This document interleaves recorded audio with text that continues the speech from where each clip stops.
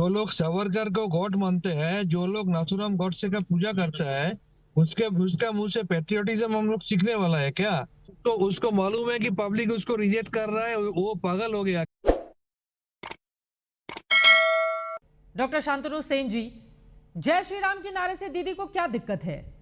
BJP पूछ रही है कि भले ही कार्यक्रम सरकारी था, लेकिन जय श्री राम का नारा अगर कहीं पर लगता है तो उससे दीदी इतनी नाराज हो जाती हैं। पहला बात तो ये, राम बीजेपी का प्रॉपर्टी नहीं है। नंबर 2, ये बीजेपी का जेनेटिक कॉन्फ़िगरेशन है, वो कभी नहीं सुधरने वाला है।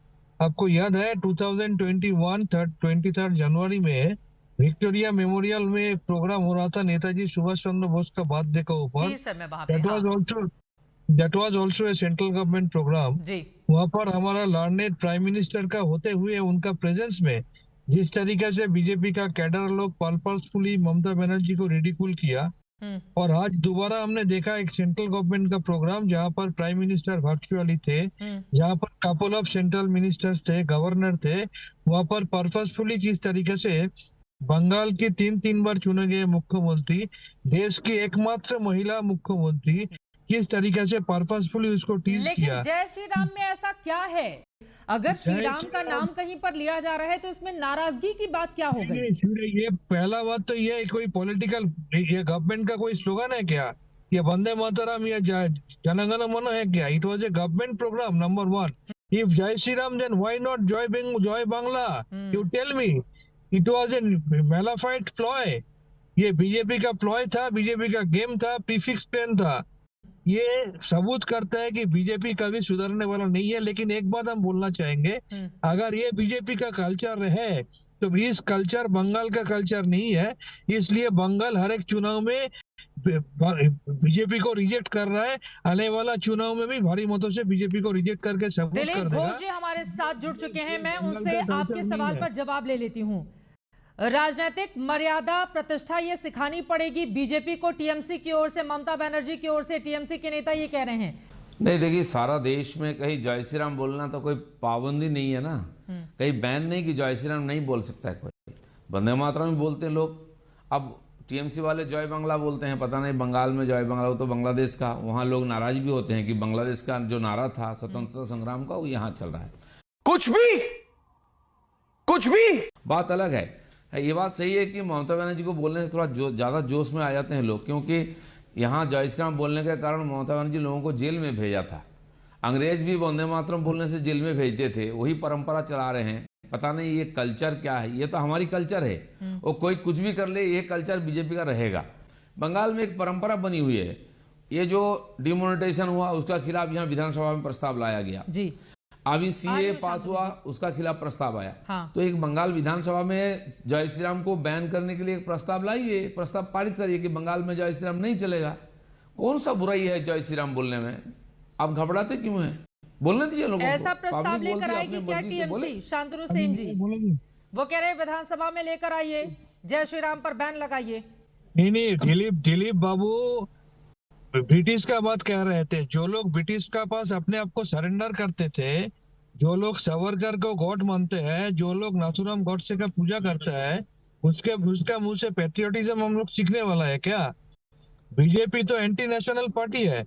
जब फ्रीडम स्ट्रगल चल रहा था तो बीजेपी ब्रिटिश को सपोर्ट किया था, उससे हम नेशनलिज्म सीखेंगे। और रामचंद्र बीजेपी का प्रॉपर्टी नहीं है, ये सेफ्रॉन भी बीजेपी का प्रॉपर्टी नहीं है। ये saffron is a symbol of dedication, जो सिंबल इंडिया का नेशनल फ्लैग में है। ये सेफ्रॉन योगी आदित्यनाथ का सेफ्रॉन नहीं है।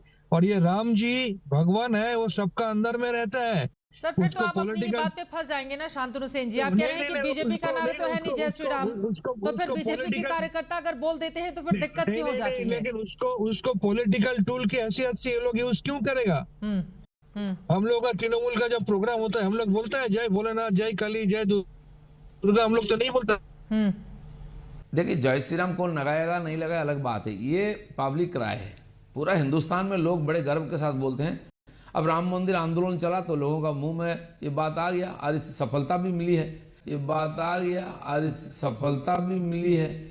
समझ रहे हो आप? ना तो एडमिनिस्ट्रेशन आता है इनको, ना राजनीति आती है ठीक से, ना देश के बारे में कोई कॉन्सेप्शन इनके पास में है। को दिलीप बाबू सीए के बारे में बात कर रहे थे, तो उनको जरा मेहरबानी करके ये पूछिए कि सीए अगर उनको लागू करना है तो 3 साल में रूल क्यों नहीं फ्रेम हो पाया। अगर सीए उनको लागू करना है तो होम मिनिस्टर जी आके बंगाल में एक बात बोलता है और असम में जाके दूसरा बात क्यों बोलता है। अगर सीए उनको लागू करना है तो यहाँ पर उन लोगों का स्टेट में जो लीडर है आपस में क्यों लड़ते हैं सीए के खिलाफ, सीए के बारे में। लेकिन बार बार वो नाराज होंगी तो इन लोगों को तो मौका चाहिए ना। अब जो विरोधी पार्टी है उसका तो काम ही है लगातार आपके तमाम मुद्दों को लेकर सवाल खड़े करना, और ममता दीदी चूंकि असहज हो जाती हैं, दिलीप दा बोल तो रहे हैं कि वो नाराज हो जाती है, इस वजह से लोग और ज्यादा उत्साह में लगाने लगते हैं नारे। तो उसको मालूम है कि पब्लिक उसको रिजेक्ट कर रहा है, वो पागल हो गया, क्योंकि उसको मालूम है हर एक चुनाव में हार रहा है। वो आपकी बार 200 बार बोलने के बाद 77 में रुक गया था, अभी वो 70 में हो गया।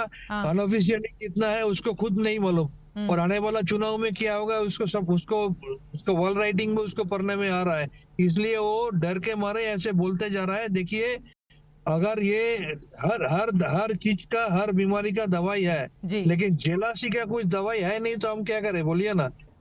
अब बताइए मैं क्या करूंगा।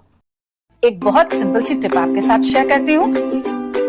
अपने हाथ को इस तरीके से रखिए। If you look at this from your side, आपका लेफ्ट हैंड आपको बी के जैसे दिखेगा और राइट हैंड आपको डी के जैसे दिखेगा।